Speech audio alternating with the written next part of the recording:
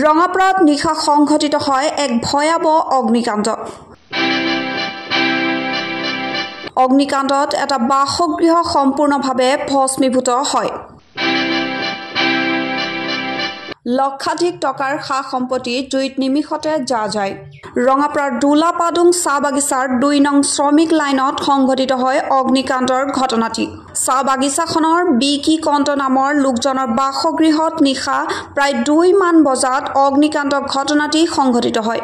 অগ্নিকাণ্ডত লোকজনৰ বাসগৃহ সম্পূৰ্ণৰূপে জুইত জ্বলা যায়।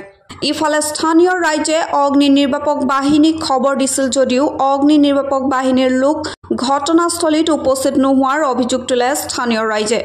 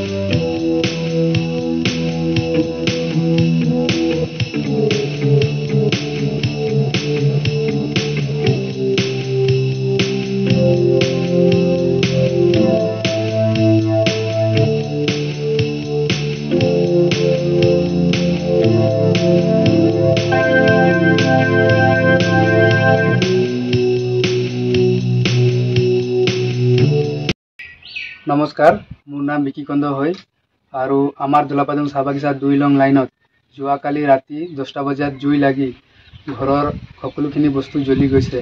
যেনেকুৱা ঘৰত আছিলে ফেন, টিভি, পালেং আৰু খোৱা বস্তু চাউল, দালি, শাক চব্জি, লগতে ডকুমেণ্টছ আমাৰ Aadhaar card, voter card, ration card সব জ্বলি ৰাতি শেষ হৈ গৈছে।